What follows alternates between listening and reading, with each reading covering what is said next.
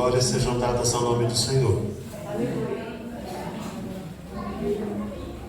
Eu queria compartilhar com os irmãos nessa noite o texto de Tiago, capítulo de número 1, e nós vamos ler dos versos de 1 a 6.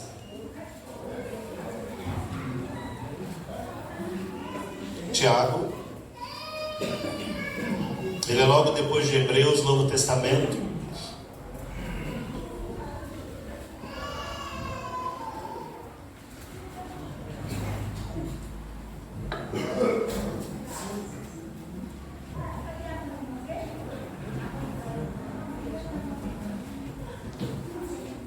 Nós vamos ler do capítulo 1, versículos de 1 a 6. Os irmãos acharam? Amém. O texto diz assim: Tiago, servo de Deus e do Senhor Jesus Cristo, as 12 tribos que se encontram na dispersão, saudações. Meus irmãos, tende por motivo de toda alegria o passardes por várias provações, sabendo que a provação da vossa fé, uma vez confirmada, produz perseverança. Ora, a perseverança deve ter ação completa, para que sejais perfeitos e íntegros, em nada deficientes. Se porém algum de vós necessita de sabedoria, peça a Deus, que a todos dá liberalmente, e nada lhes impropera, e ser-lhe-á concedida. Peça, porém, com fé, em nada duvidando, pois o que duvida é semelhante à onda do mar, impelida e agitada pelo vento. Vamos orar? Pai, nós somos gratos a Ti por esta noite. Nós somos gratos por tudo aquilo que o Senhor já está realizando no meio do Teu povo, no meio da Tua igreja, por tudo aquilo que o Senhor já está fazendo na vida dos nossos irmãos. E, Senhor, por esta noite em especial que estamos na Tua presença para celebrar o Senhor. Amém. Nós estamos também aqui, ó Pai, dispostos a Te ouvir e queremos realmente ouvir a Tua voz. Amém. Então, em nome de Jesus, que o Teu Espírito tenha liberdade, Pai, para falar ao coração da Tua igreja e dar, ó Deus, aquilo que está de acordo com o Teu coração para cada um de nós. Abre o nosso entendimento, para que nós não possamos apenas escutar, mas ouvir e compreender, e mais do que isso, que nós possamos praticar, para a glória e honra do Senhor. Nós oramos nessa noite agradecidos, em nome de Jesus. Amém. Eu estou tentando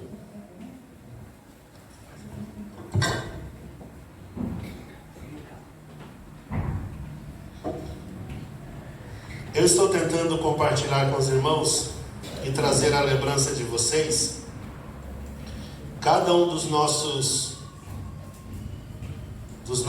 cultos, das nossas reuniões de oração, quando no ano passado, no mês de dezembro, nós falávamos e fizemos os 12 dias de oração pelos 12 meses desse ano.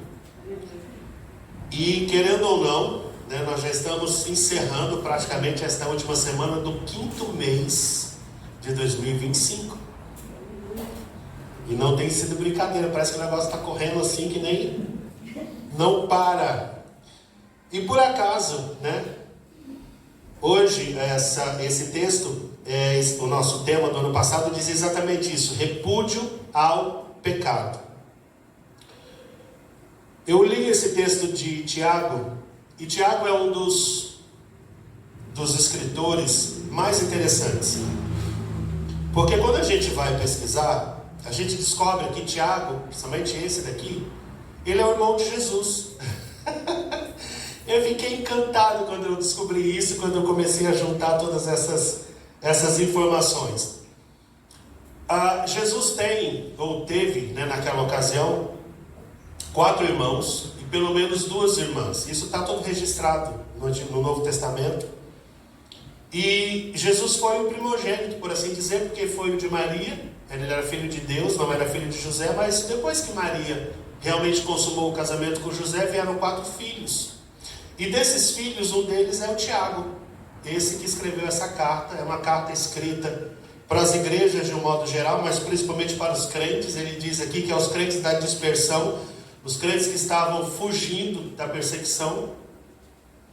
E ele faz essa carta justamente chamando a atenção dos irmãos e colocando em xeque algumas questões que são bem importantes. O mais interessante é que Tiago, ele se torna servo do Senhor Jesus Cristo depois que Jesus morre e ressuscita. A gente vai perceber o encontro disso nos textos bíblicos, quando diz que Jesus ressuscita, apresenta-se aos 500, depois a alguns irmãos, e a Bíblia cita que ele se apresenta a Tiago. Ele foi chamado de Tiago Justo, ele era o chefe da igreja em Jerusalém, ele era uma pessoa extremamente influente, mas ele foi um dos servos do Senhor assim tão interessante, que quando ele começa essa carta ele diz servo. A palavra que ele usa aqui para descrever servo é um termo grego que diz doulos, um escravo sem nenhum valor. Então o que ele está dizendo? Eu, Tiago, servo de Deus, escravo sem valor de Deus. Mas por que sem valor? Porque ele abdicava de si mesmo para servir ao seu Senhor. Ele não tinha direito, doulos era um tipo de escravo que não tinha direito de nada e não tinha nenhuma melhoria de benefício algum. Ele era uma pessoa extremamente voltada a atender os desejos do seu Senhor. É isso que ele diz aqui. Para uma pessoa que não reconheceu Jesus enquanto era irmão, que vivia em casa, mas quando Jesus morre, ressuscita, que ele vê e enxerga quem Jesus é, ele se propõe para esse Jesus, como sendo: eu quero ser um escravo, que perde o direito à vida, e que perde o direito à satisfação para cumprir apenas a sua vontade, o seu querer, aquilo que o Senhor determinar. Eu vou colocar a minha vida debaixo da sua autoridade para fazer e cumprir aquilo que é o seu propósito eternamente. Você consegue entender isso? Eu fiquei encantado. Mais interessante é que todo esse texto que a gente vai ler, a gente não vai ter tempo para mencionar cada coisa que é bem interessante que aparece aqui. Mas ele faz a primeira das revelações que a gente pode chamar. Tiago foi uma das primeiras cartas que foram escritas, porque logo depois que houve o batismo com o Espírito Santo, no cenáculo, a igreja em Jerusalém começou a ser perseguida. Houve uma grande perseguição, e uma perseguição tão terrível, tão tremenda, que a igreja começou a fugir de Jerusalém. As únicas pessoas que permaneceram em Jerusalém foram os apóstolos. O resto fugiu todo mundo. E essa fuga foi debaixo de uma condição tão interessante, porque se eles estavam sendo abençoados, vamos dizer assim, no momento do derramar do Espírito Santo, por que no momento seguinte eles já estavam sendo perseguidos? Se você voltar lá no livro de Atos, você vai observar que tinha uma pessoa específica que perseguia esse pessoal. Vocês lembram disso? Paulo. Paulo começa essa perseguição, ele é uma das pessoas principais dessa perseguição, e eles realmente começam uma perseguição terrível contra os cristãos naquele tempo. A Bíblia diz que quando ele vai, e Deus o encontra no meio do caminho, chama ele para ser Paulo, ou torna ele como Paulo, ele estava indo disposto, o sangue nos olhos, para matar os cristãos. Esse era o seu grande objetivo. E esse contexto todo foi escrito justamente dentro dessa época, dentro desse momento que está acontecendo isso. Outra coisa interessante, quando ele chama Jesus de Senhor Jesus Cristo, é a primeira revelação, o primeiro momento que se escreve que Jesus é Senhor e Messias, porque até então não tinha nada escrito sobre isso. É Tiago, o irmão que outrora tinha dificuldade com Jesus, que nesse primeiro momento é o primeiro a dizer: Senhor Jesus Cristo. Você sabe o que significa isso? A gente tem costume de ler, e às vezes a gente não leva em conta, porque a gente não conhece muito dessa questão do grego, mas ele está dizendo assim: Jesus, carne, ele tem sobre si a ação do Deus Todo-Poderoso. É como se ele dissesse: o Deus do passado, o Jeová dos antigos, se encarna em Jesus, e esse Jesus se torna o Messias para essa nação que hoje matou a Jesus e agora pode vê-lo ressuscitado. Você consegue entender isso? Às vezes você fala de Jesus como se fosse uma pessoa tão comum. E dificilmente a gente leva em conta que quando nós falamos Jesus Cristo, nós não estamos falando de uma pessoa comum. Nós estamos falando daquele que João diz que no princípio era o Verbo. E o Verbo estava com Deus. Mas principalmente que o Verbo era Deus. Quando você ora, é isso que você entende? Quando você diz em nome de Jesus, é isso que você pensa? Porque se não for, é isso que a gente precisa começar a mudar hoje. Nós precisamos começar a olhar para Jesus como quem Jesus é. Quem é esse Jesus que nós cantamos? Nós estávamos cantando este cântico dizendo que Ele é aquilo que a minha alma esperou, e eu acredito que seja aquilo que a sua alma também esperou. Mas a gente diz isso tantas vezes, repetidas vezes, que parece que isso é tão simples. Mas não tem ninguém que possa mudar e encher a nossa alma como essa pessoa chamada Jesus Cristo. Não há outro. O espaço que a nossa alma tem, o vazio que ela tem, ela só é preenchida quando a gente entende que esse Jesus, Ele é o Messias, Ele é o Deus Todo-Poderoso. Eu parei, eu falei, meu Deus, por que a gente não enxerga essas coisas todo dia? Por que parece que essas revelações elas aparecem somente em alguns momentos? Mas vamos lá.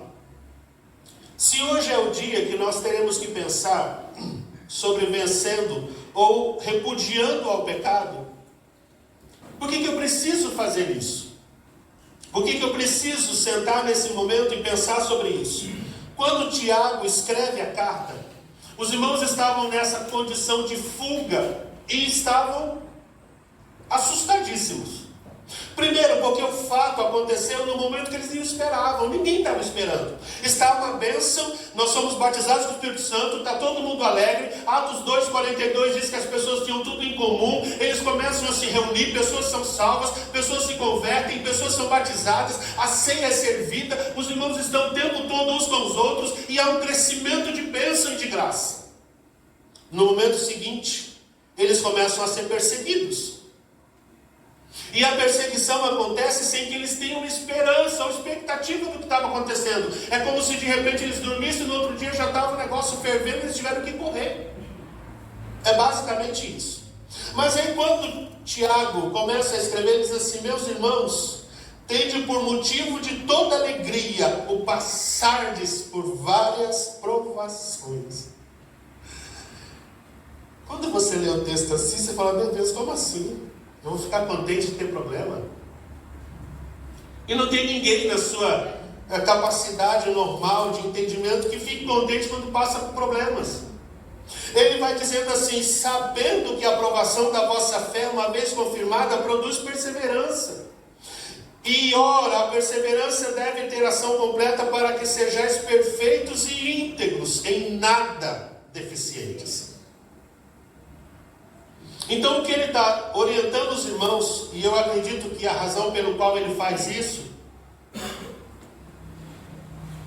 é porque todo mundo, quando está vivendo uma situação de dificuldade, começa a perguntar: por que isso está acontecendo? A outra pergunta que é comum: por que eu? A outra pergunta é: por que isso não se resolve? Ou porque se estava tudo bem, como é que agora isso nos alcança? Ou se estava tudo certo, como é que agora eu estou vivendo nessa dificuldade? E todos nós, irmãos, temos perguntas a fazer que às vezes não são respondidas e às vezes nem temos para quem perguntar.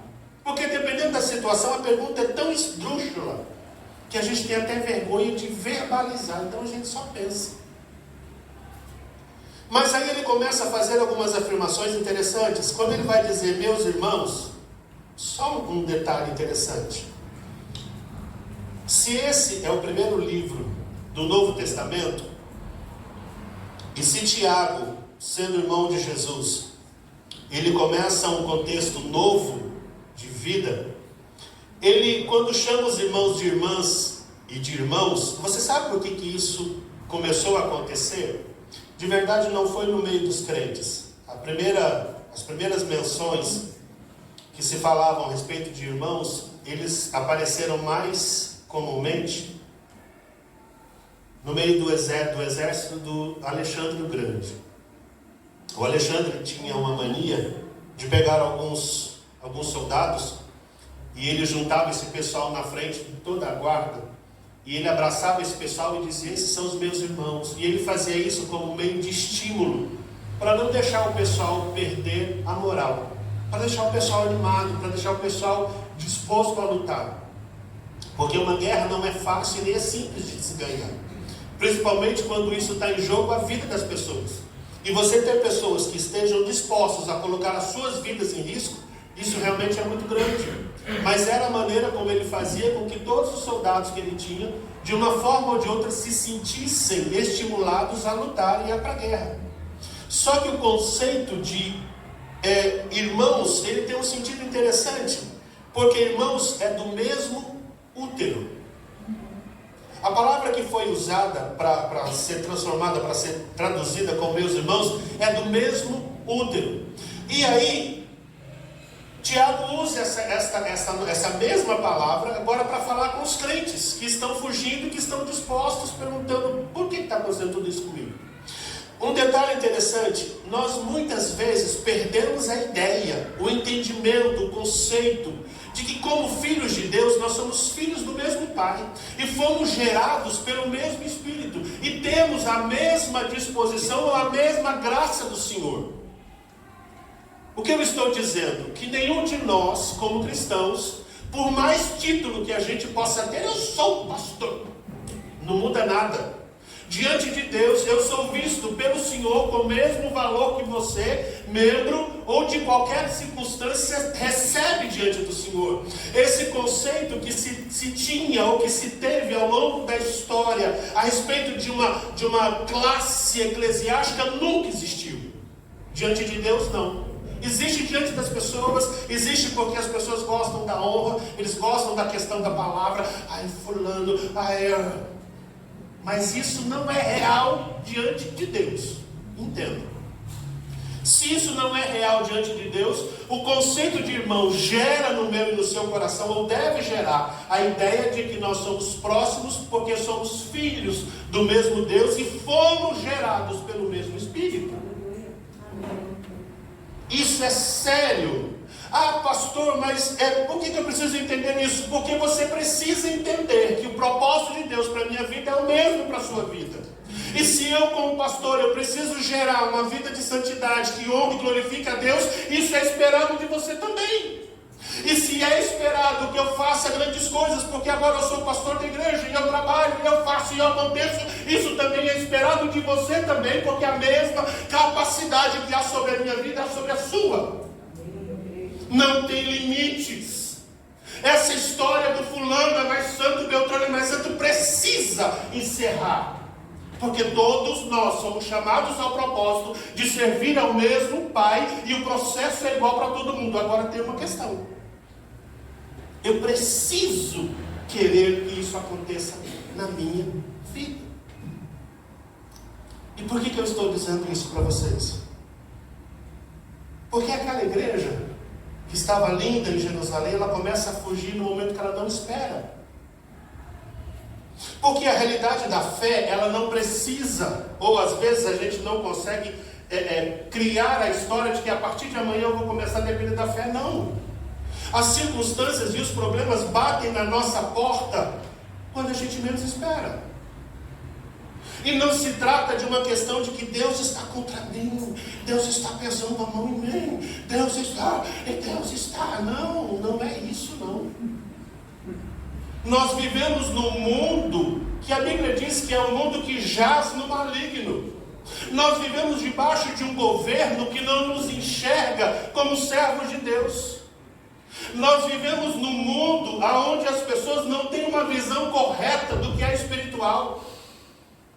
E aí, se você esperar que todas as vezes que você passar necessidade tem que decorrer alguém para te ajudar, você vai ficar perdido e vai sofrer muito. O que a Bíblia está dizendo para nós é que o sentido desse contexto de provações é benefício, não só para mim, como não foi só para a igreja naquela ocasião, mas como é para cada um de nós. O que eu preciso enxergar que eu não estou enxergando? Essa ação não era uma ação divina sobre a igreja, não foi Deus que fez isso sobre a igreja. Mas o texto está dizendo que precisa haver um entendimento correto do que está acontecendo.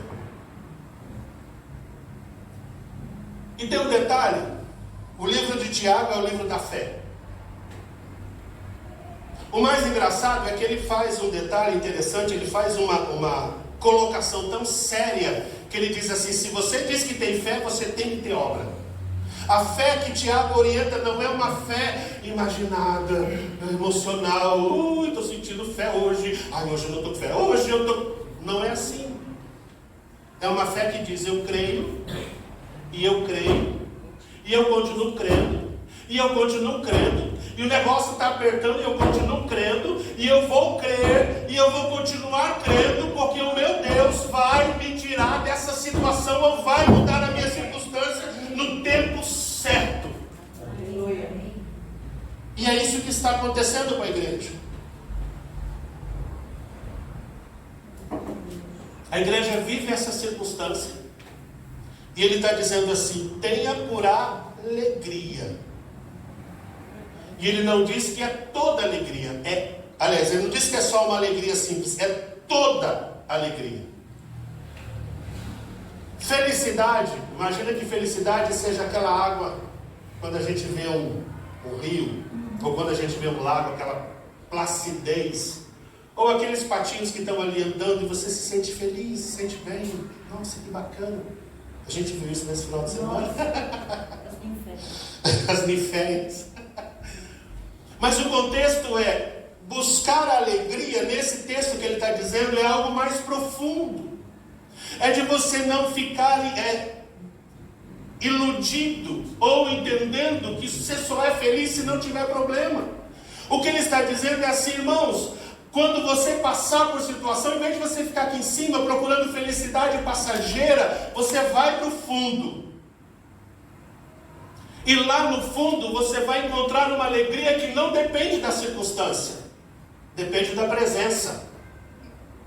Nós acabamos de cantar sobre a presença, lembra? O que a gente disse da presença?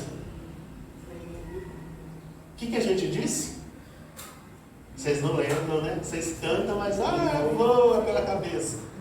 A presença é o que nós precisamos e é o que importa. Se é a presença o que importa, aquilo que é mais necessário para nós não é o que está acontecendo aqui fora ou aqui em cima, mas o que está acontecendo aqui embaixo, aqui dentro do nosso íntimo. É isso que muda.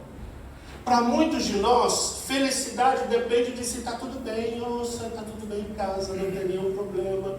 Nossa, nossas contas estão em dia. Olha que maravilha, o carro está funcionando, a casa está funcionando. Só que isso não é motivo de alegria. Para os cristãos, não. Para mim e para você, não. Porque se a gente depender disso, na hora que isso mudar, a gente entra em crise. E aí não é essa a função pela qual Deus nos chamou. Deus não nos chamou para vivermos dentro de uma montanha russa, que hora está tudo bem, hora está tudo bem. Nossa, eu estou uma bênção, que glória, eu creio. Quando o negócio afunda, meu Deus me abandonou. Não é assim.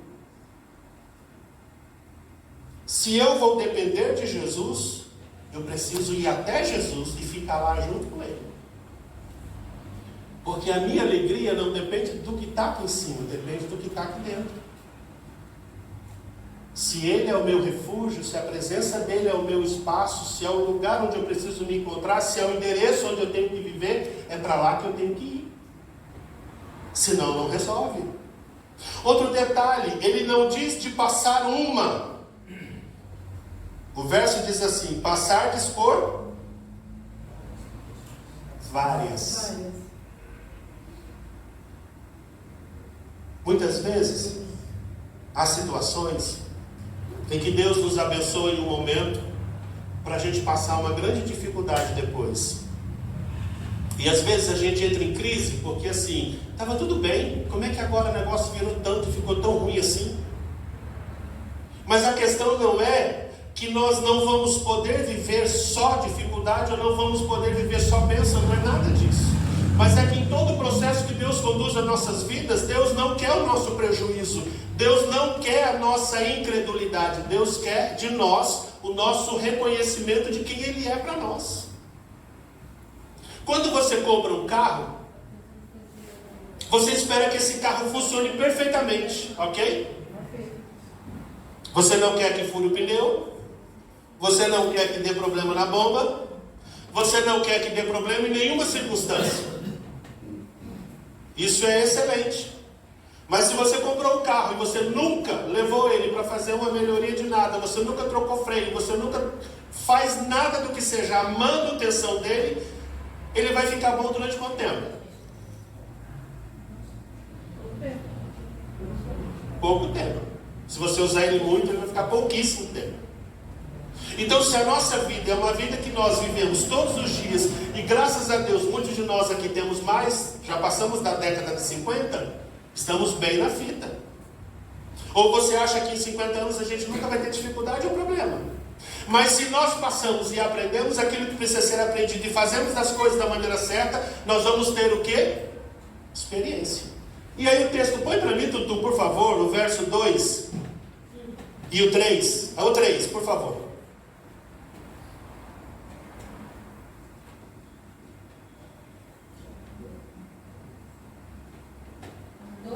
O 3. Pode pôr o 3. Sabendo que a aprovação da vossa fé, uma vez confirmada, ela produz o quê? O que é perseverança? Perseverança, irmãos, é insistência, é permanência. É você viver uma situação que está difícil, mas você não mudar de lado. É exatamente aquilo que precisa acontecer conosco, como pelo fato de sermos cristãos. Eu sou um cristão e eu creio. E eu vou continuar crendo no Senhor. Eu vou continuar esperando no Senhor. Eu vou continuar lutando no Senhor. E essa circunstância que está aqui, ela não vai determinar o que vai estar aqui dentro do meu coração. Ela não vai dizer para mim, você vai viver mal-humorado. Ela não vai dizer para mim, você vai viver reclamando, murmurando. Você não vai ficar para baixo. Você não vai ficar, por quê? Porque o propósito dessa realidade é me produzir alguma coisa que é positiva para mim. E isso é resultado quando você busca no Senhor a sua alegria e a sua satisfação. É quando você tira a sua alegria do que está por fora para abraçar aquilo que está lá dentro do seu coração, que é o Senhor Jesus. Como você vai crer nele, como você vai se agarrar nele, como você vai ficar firmado nele, você fica firme, e isso gera no seu coração perseverança, disposição de vencer. Ah, pastor, mas isso não existe. Isso não é realidade para nós. Nós temos um país, que é a Coreia do Norte, e ela tem uma realidade onde as pessoas que são cristãs, elas são presas e mortas. Nós temos hoje muitos países onde os cristãos morrem pelo fato de serem cristãos. Nós temos muitos lugares no mundo, né? Não no Brasil, no mundo, que o evangelho é perseguido. Aí, se você tiver uma dificuldade, que você não consiga enxergar Jesus no meio do problema, você nunca vai conseguir enfrentar um lugar como esse. Você nunca vai conseguir enfrentar uma circunstância que gere alguma transformação de vida que seja verdadeira no seu coração. Agora, um povo que estava fugindo, porque eles estavam bem e agora estão mal, e agora eles estão querendo uma palavra, um resultado, uma satisfação, eles vão ficar assustados e mais assombrados que já estão. Qual seria o resultado disso? E a melhoria de vida para eles? Nenhuma. Mas eu posso dizer para você que, como houve no passado e ainda existe hoje, tem muitos crentes entrando lá na Coreia do Sul, na Coreia do Norte. Tem muita gente entrando na China com bíblias, com programas, com trabalhos evangelísticos. Tem muita gente presa, tem muita gente que morreu. Porque eles acreditam nisso que eu estou falando para vocês. Ainda que porventura alguém possa achar que eu estou falando bobagem, você vai sair daqui, você pode procurar na internet, que não há problema nenhum, você vai encontrar gente lá que vai ter essa disposição. Esses dias eu estava ouvindo uma palavra de uma menina de 9 anos, que ela era separada da família, e ela tinha todo um trato de desamparo e desapego e de colocarem ela para fora porque ela se dizia cristã no meio dos muçulmanos. Você não vai muito longe, mas aqui na nossa tríplice fronteira tem um bando de gente que está se estabelecendo aqui, que são muçulmanos, e que eles estão lá trabalhando a favor do Islã, e eles são exatamente contra todo esse contexto. E eles não têm uma perspectiva de evangelismo, eles têm uma perspectiva realmente de pegar as pessoas e matarem por causa da fé deles. E aí eu estou dizendo uma coisa ou outra para vocês. Nós não estamos vivendo num mundo onde as coisas estão se ajeitando. Nós estamos vivendo num mundo em que as coisas estão ficando cada vez mais difíceis. E se só os nossos pequenos problemas geraram no nosso coração um desespero de vida, imagina quando nós estivermos de verdade no meio das situações mais sérias. Como que vai ser? Então hoje é o tempo de nós começarmos a aprender. Hoje é o tempo de nós começarmos a mudar a nossa perspectiva. Hoje é o tempo de nós agirmos como igreja e entendermos que somos irmãos. Às vezes eu não posso fazer muita coisa, mas eu posso dar a mão com você e te ajudar. Mas eu não posso que você dependa de mim. Eu preciso que você aprenda isso e comece a fazer isso com outra pessoa. Porque esse é o objetivo da igreja. O objetivo da igreja não é nós entrarmos como se fosse num restaurante, como se fosse num shopping, e a gente só recebe, glória a Deus, aleluia, e vamos para a galera. De jeito nenhum.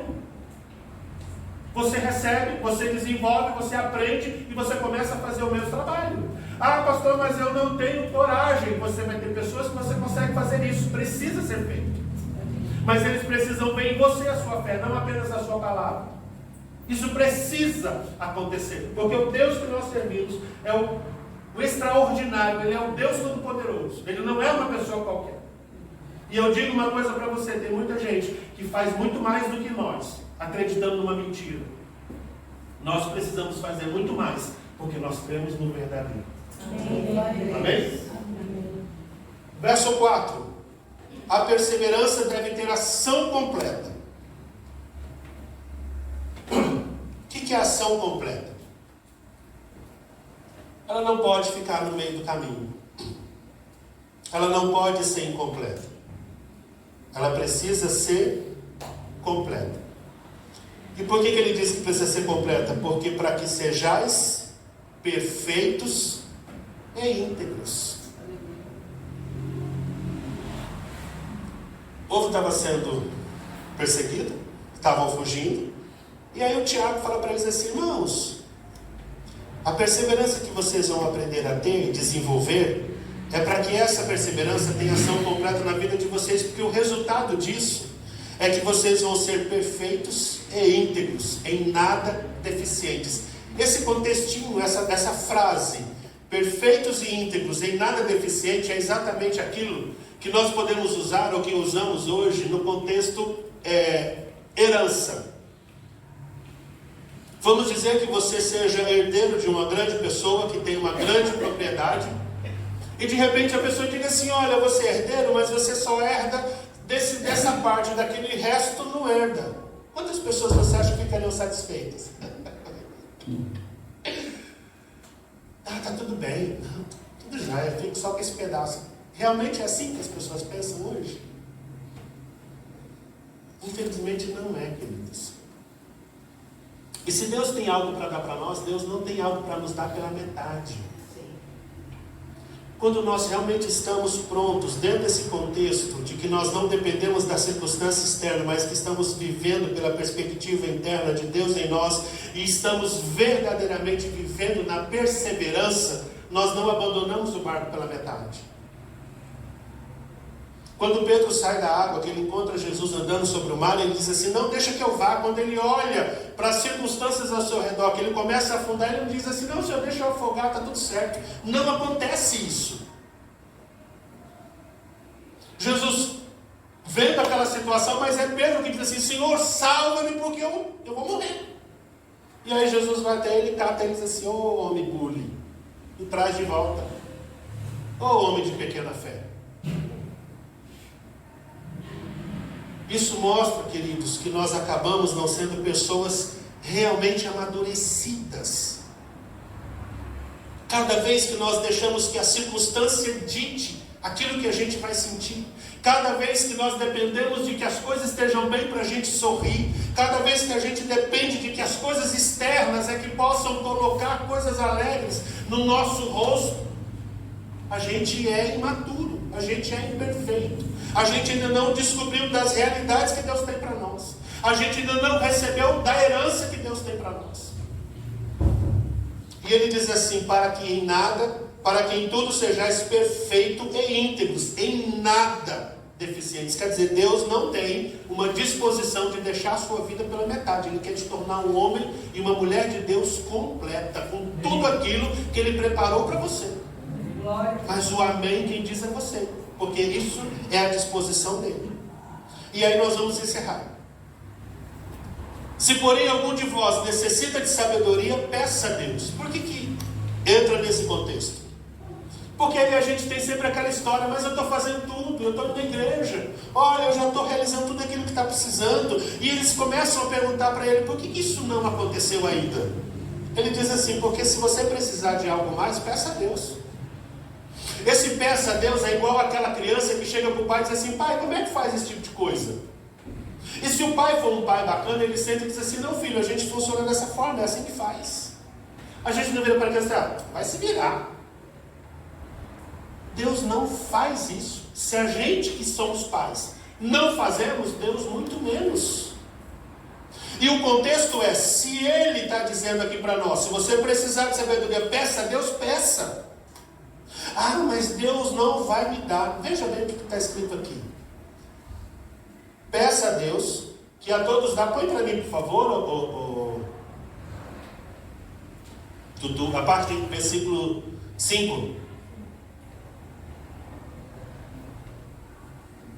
O que está escrito aqui?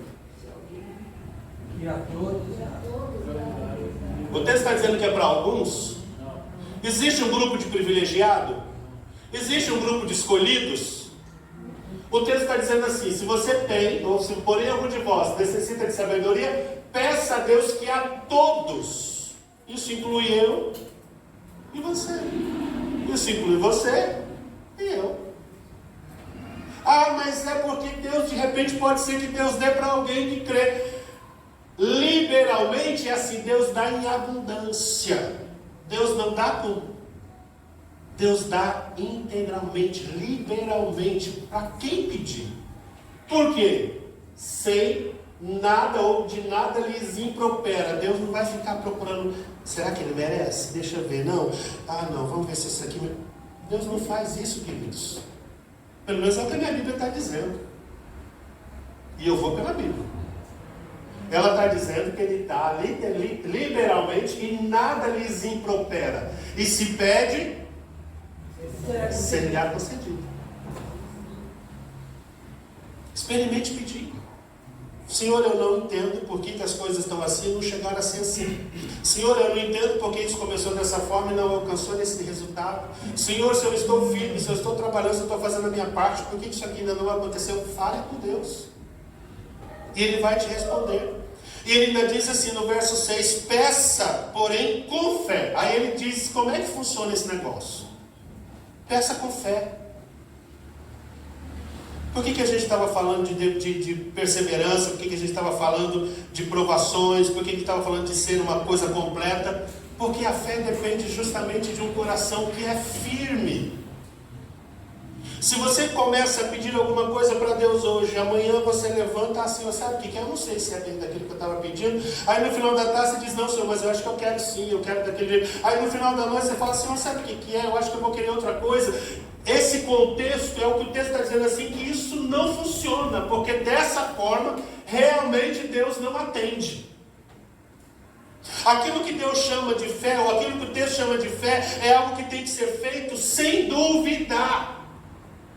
Quando eu começo a botar dúvida: será que Deus vai me responder? Será que vai ser? Será que vai ser dessa forma? Como que vai ser? Isso gera um problema, porque isso gera em nós uma situação que parece água do mar. Eu não sei se você já foi naquele momento que a água está vindo e só vindo em onda sobre onda, em onda sobre onda, que você está querendo sair do mar e a água vai te dando um caldo o tempo todo. Se você já viveu isso, você sabe o que a Bíblia está dizendo. É exatamente isso.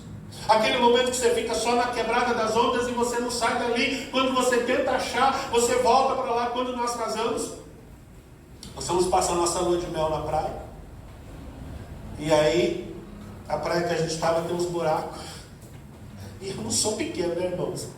Mas eu achei um buraco que eu me afundei, que eu sumi. Aquele negócio vinha uma atrás da outra. É hoje que a Maria Lúcia vai ficar viúva. É hoje. E deu sufoco para me sair. Bebi muita água ali. Por que isso? Porque aquela realidade estava vindo sobre mim o tempo todo. E tem muita gente que o coração é assim. Ela decide uma coisa hoje, de manhã ela está com uma situação, à tarde ela já decidiu outra, ela já mudou outro lugar, ela já foi para outro no outro dia, e a gente não sabe qual que é a perspectiva dela do começo ao fim. E eu preciso que você entenda, Deus está dando para nós um mapa. Pedir com fé. Pedir acreditando que Ele vai te responder porque Ele disse que vai. Pedir entendendo que Ele não vai te dar por medida, por conta gota, colocando uma gotinha todo dia. Ele vai te dar liberalmente, com amplidão, com muita graça. E entendendo também que quando você pedir, você não pede, não pode ser aquela pessoa que vai e vem, hora está bom, hora está ruim, hora está certo, hora está errado. Não, se você vai pedir, diga: Deus, a sua palavra diz assim, e eu creio assim, conforme ela diz, e porque ela diz, eu também estou dizendo que será assim. Simples assim. É assim que a gente foge do pecado. É assim que a gente vence as circunstâncias de dificuldade. É assim que a gente vence toda questão complicada na nossa vida. Se nós não aprendermos essa forma que Tiago nos ensina, fica difícil uma vida cristã que seja saudável. Porque a gente sempre vai olhar para nós como alguém que precisa de alguma coisa. Eu preciso. Ok, todos nós precisamos. Mas isso não nos impede de viver aquilo que Deus tem para nós. E esse é o grande objetivo. Quando nós vivemos só na falta, nós nos sentimos enfraquecidos diante da coisa mais simples. Ela gera em nós uma dificuldade, um temor e um medo, que a gente, em vez de fazer o que é certo, faz o errado, e fica mais fundo no lugar onde a gente está. E esse não é o objetivo. O objetivo é que você cresça, que você vá à presença de Deus, que você entenda que você é filho dele, que você se sente na mesa como filho e faça parte da família dele, que você use e receba dele tudo aquilo que ele tem para você, e que você veja que quanto mais você recebe dele, mais ele tem para te oferecer, e muito mais ele vai fazer na sua vida. Esse é o processo. Nós precisamos enxergar isso. Eu quero concluir esse texto, ou essa palavra nessa noite, com o nosso amigo Tiago. Esse nosso amigo Tiago, que era o irmão de Jesus, há um fato sobre ele muito interessante. Quando ele reconhece Jesus como Salvador dele, e o reconhece como o Quírios, o Senhor, o Soberano, ele é chamado pela liderança judaica de Jerusalém. E a liderança judaica diz para ele assim: se você renunciar ao seu irmão, você vai fazer um grande benefício para o povo. A igreja já estava em fuga, e agora ele estava no meio da igreja, no meio da cidade, esperando. E eles fazem essa proposta para ele. E dizem para ele assim: se você quiser, e se você aceitar a nossa proposta, a gente vai te oferecer, uma posição, uma condição, riqueza, e vamos te dar de volta o seu status. E aí ele diz que sim. Ele diz assim: não, eu concordo, vou fazer isso sim. E aí levam ele, sabe aonde? No pináculo do templo, aquela parte mais alta do templo, onde Satanás levou Jesus. E aí eles chamam todo o povo e dizem assim: olha, o nosso irmão Tiago vai ter uma palavra para dar, e ele quer falar alguma coisa para vocês. E aí o texto diz assim, que quando Tiago vê aquele povo todo, ele vê aquilo uma oportunidade que até então ele não havia tido. E ele começa a dizer: olha, povo de Jerusalém, aquele Messias, o Jesus que vocês mataram e crucificaram tão brutalmente, A esse mesmo Jesus que vocês mataram, ele ressuscitou, ele está sentado à destra de Deus, exaltado como o Senhor. E quando ele diz isso, os sacerdotes, os religiosos empurram ele do alto do pináculo, ele cai lá embaixo e eles macetam ele. E o nosso irmão Tiago Justo morre por causa do testemunho do seu próprio irmão Jesus Cristo. O que eu quero que vocês entendam é que vida espiritual não é brincadeira. A gente não faz brincadeira de se reunir no domingo. A gente não faz brincadeira de falar a Bíblia. A gente não faz brincadeira de ter tempo em oração, investir tempo, investir as nossas vidas nesse contexto. E cada um de vocês é chamado para essa realidade. Mas nós não queremos que vocês fiquem parados e que vocês fiquem apenas recebendo. Porque se for assim, o nosso trabalho será em vão. O nosso trabalho vai ter sentido e vai valer a pena quando vocês mesmos começarem a reproduzir aquilo que nós estamos falando. Quando vocês realmente começarem a se empenhar em buscar o Senhor e ler a palavra e orar. Quando vocês mesmos se dispuserem a falar assim: pastor, eu quero orar na reunião de oração, eu quero orar no grupo de oração. Pastor, eu quero fazer evangelismo. Pastor, nós precisamos fazer tais coisas e eu quero ser essa pessoa. Porque você dizer, precisa ser feito, é show. Mas é maravilhoso quando você assume a responsabilidade de fazer. E o Evangelho é exatamente isso. É um tempo em que nós precisamos começar a colocar a palavra em prática em nós. Não exigir que o outro faça, mas nós começarmos a colocar a palavra em prática. Tiago tem um ditado onde ele diz assim, que a fé sem obras é morta. E nós precisamos, a solução do seu problema, da sua vida, a fuga dos pecados, das dificuldades que você pode viver, a mudança da realidade da sua vida, da sua história, do seu trabalho, da sua casa, da sua família, as enfermidades, elas estão todas solucionadas em Jesus. Mas você precisa sair do seu lugar de tranquilidade, ir até Jesus, como nós cantamos hoje, e dizer: Senhor, o Senhor é tudo que eu preciso. E eu vou agarrar o Senhor, nem que a terra trema, nem que chova canivete, eu vou agarrar o Senhor e eu nunca mais largo do Senhor. Amém. Que seja assim, para mim e para você. Amém? Vamos orar? Pai, nós celebramos o Teu nome, porque a Tua graça é maravilhosa, magnífica. Porque o Senhor não é um Deus que nos trabalha em nós e nos deixa pela metade, como seres inacabados, como pessoas emocionalmente enfermas, cheias, Senhor Deus, de arestas para corrigir, para acertar, para aparar. Pelo contrário, a Tua palavra diz que o Senhor é um Deus que começa e termina aquilo que o Senhor começou. O Senhor gera no meio da Tua igreja não uma perspectiva de vida perdida, jogada fora, mas pelo contrário, cada um de nós, ó Deus, cada pessoa que ao longo da história entregou a sua vida, te teve valor e reconheceu que o Senhor é exatamente aquilo que eles precisavam. Nós temos não apenas hoje, Senhor, as nossas vidas, mas nós temos um rastro de homens e mulheres, ó Deus, da história, que deram as suas vidas, que investiram seus recursos, que investiram suas forças, que investiram a inteligência, que investiram, Senhor Deus, tudo aquilo que possuíam, para que o Teu nome pudesse ser conhecido, para que a vida delas pudesse mudar e dessa forma outras pessoas ao seu redor também pudessem ser alcançadas. Que de verdade, Senhor, essa seja a realidade da Tua igreja cristã, ó Pai, nesta noite, em nome de Jesus. Que nós sejamos o povo que ama o Senhor, que nós sejamos o povo que vamos parar, que vamos botar um basta nessa situação, Senhor Deus, pela metade, e vamos começar a tomar posicionamento e dizer: aqui você não passa, se aqui não for o Senhor, você não tem direito aqui, e começarmos a levantar as nossas vozes, o nosso coração diante da Tua presença, para que a Tua palavra se cumpra, não nos outros, mas em nós e a partir de nós.